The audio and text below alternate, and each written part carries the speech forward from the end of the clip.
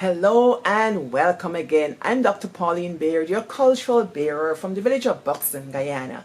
And I'm here to tell you our family histories, our whispered stories, our practice hidden, sometimes long lost traditions. Now talk story. Before we talk, let me tell y'all, I'm wearing the House of Basadi. This is by Lynette Johnson in South Africa. She sent it all the way here from me. Shout out to Lynette. And I'm wearing this top is Angie James top. Actually, Angie James is no designer. This is a Magic Pum Pum. You know what's a Magic Pum? It's when you get it from your friend closet. It's a new to me. I got it from Angie James. Cheryl, shout out to you. Remember this one? Yes. I get it from Angie and I really like it years now. So that's what I'm wearing. And don't forget Dara. She got you covered. So I want to tell stories today about something else. And mind you, I'm wearing the same thing like last time because I'm doing this series when I have the sit down time. You know, school started again and I'm not finding the time to sit down here every Sunday to make the videos. So I'm doing it this way. So y'all excuse me and, you know, put up with me. All right. So I've been thinking about school opening and it took me back to when I was in the village. Sometimes going back puts your current life into perspective. I remember last week I went over to school. I went over wearing a pair of Birkenstocks, and when I got to school I put on my working shoes from under my desk, and then later on I slip on another pair of shoes and I walked around the school. I got 10-minute shoes, I get under the table shoes, all kinds of shoes. But it wasn't always like that. And I'm not saying this to boast or brag or anything, but it makes me realize how privileged I am. And as school is reopening and students will have to go back to school, what are the things parents are going through with students? Those who aren't going back to school and they still have to stay home, well, maybe this is not a matter for you, but I'm remembering. Now, let me tell y'all something. When I was going to high school and I needed a pair of shoes for school when school started back in September, that used to be a traumatic time for me. When you see my auntie tell my father that we need school shoes and he decided to get school shoes, you got to start cry. People, you got to cry for so. You get one pair of shoe here. If when you go in high school and your father bring home one pair of shoe like this and tell you for where for go to high school, you don't want cry blood tears? Yes. Nobody no want to wear shoes like this. It's like, this is what I used to call father gears. You know, the Anglican Catholic Church used to give out shoes and clothes to children, maybe charity. And when you see you get shoes like this, it's father gears. Yes. So me father, when he, God bless his soul, rested dead, when you see me father go to town to buy shoes, I don't know what is coming in this man's head. I don't know if this man does go and find the worst looking pair of shoe to come and tell you, or if he does gravitate to you and say, Buddy Bear, come here, buy this for your daughters. My father went and buy a pair of shoes one time. They, you know, pinty tips. The closest I can come to pinty tips is this pair of shoes. So this shoe mouth kind of elongated, but imagine more tippy and not feminine, very mannish. My father went one time and go and buy 2 pairs black shoes with pinty tips and give me and my sister to wear to school. People, me cry so till me no want wear this shoe. But me watch the shoe, me kind of like trying to transform this shoe in my head as something nice.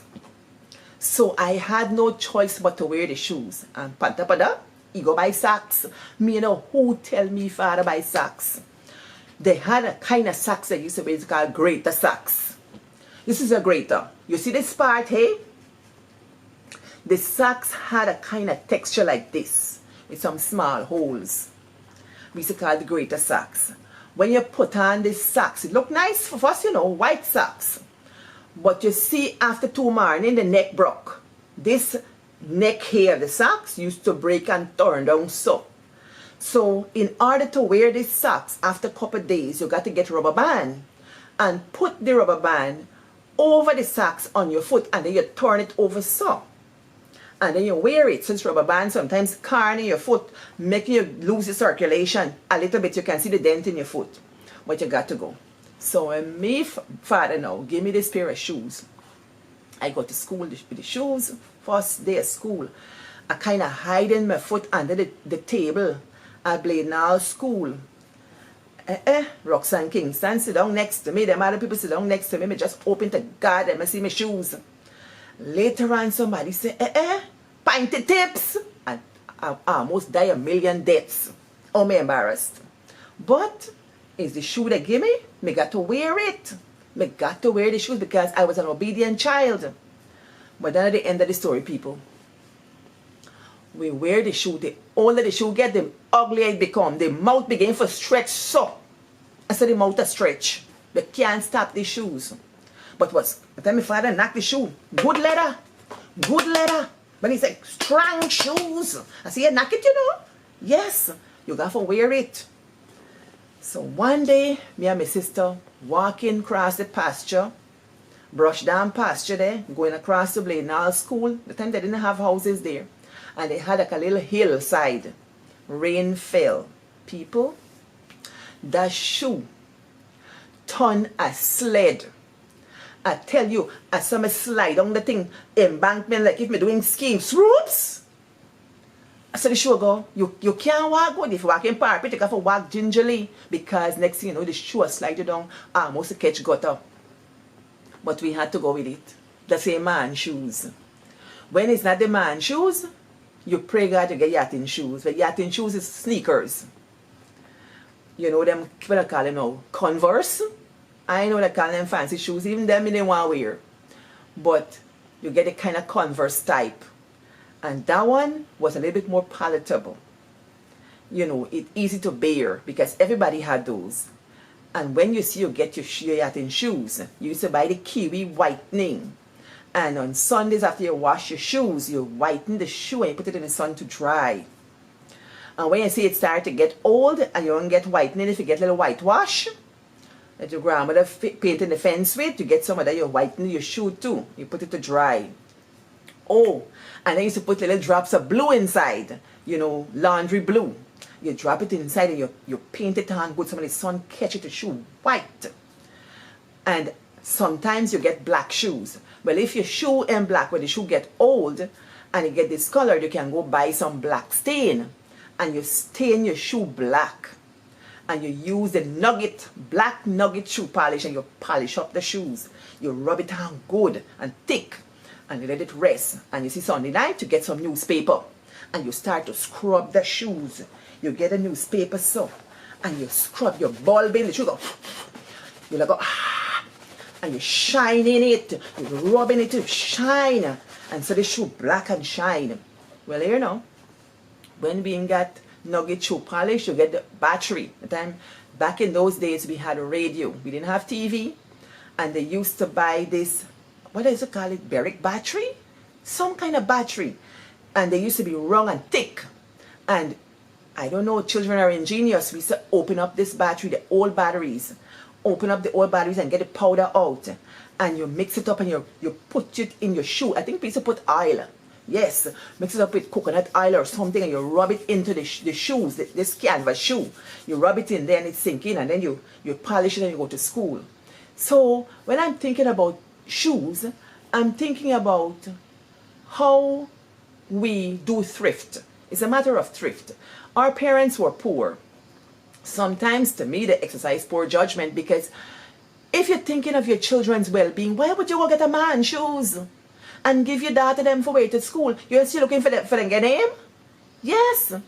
So it's luckily nobody gave me names. But wearing the shoe was a very hard thing. And you know, when you think about thrift and you think about children's self-image, they clash. Parents aren't so concerned about those. Maybe parents are nowadays, but children had to bear that brunt of those kind of things in order to get the education and go big, as we say. I remember one of my classmates had one pair of bra when she was growing up. And we knew it was one pair of bra because it had holes in it at the side, you know. And people began to tease her and somebody said, hey, you only get a one only bra. But she had a quick comeback. And this told me something. This thing, she said, what? You want me mother go pick fares for it? You want me mother go and pick fares to get another one for me? Meaning, you want my mother to go and sell her body to get another bra for me? So children can be very cruel. You know, my father, again, don't let a man buy anything for you for school. Oh my goodness, my father went some way in town and go buy some underwear. He buy gray and peach. Only them two color, you know. And then you get your one underwear for school, and you get the one for church, and you get the one for going out, and you got to wash it when you wear it, and you hang it up to dry. And your church one, they put a nail, and your school one, then another nail. So I had the peach one. You wash it every day, you hang it up overnight, you wear it next day. Well, it so happened that I wore a skirt to school with a slit on the side, like, you know, where you pin the skirt waist. We had a hook and eye there, and maybe the little opening showed my underwear. Well, I didn't know that there were some keen observers in the class. Next thing you know, I hear they're saying Miss Peach, Miss Peach. But I don't know what they're talking about or who they're talking to. Till my friend Joy catch me, Pauline, they're calling you Miss Peach. I said, Miss Peach? Why they calling me Miss Peach? She said, because you're wearing peach underwear every day.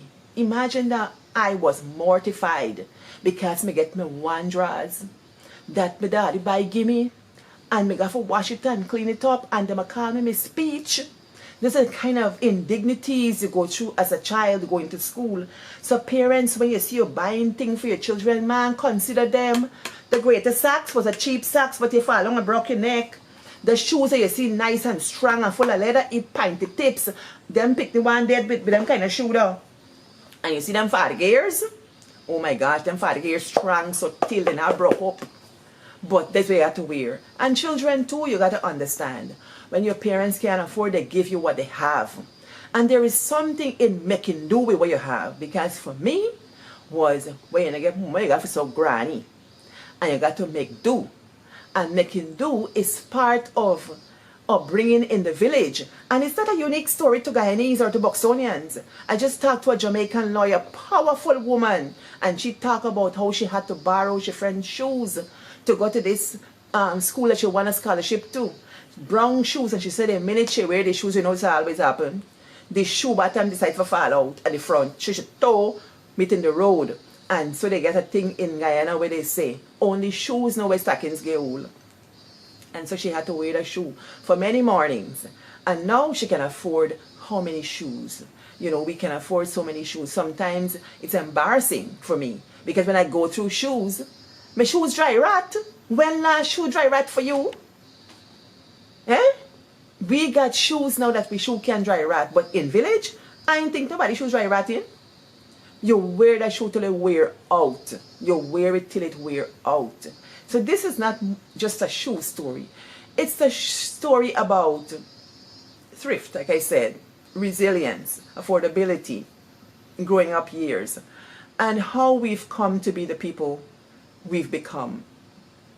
So, you know, we might want to give our children more, and we can give them more, but we contribute to their stories in their lives. We contribute to the stories of whether they live in luxury or they live in excess or they live with just enough.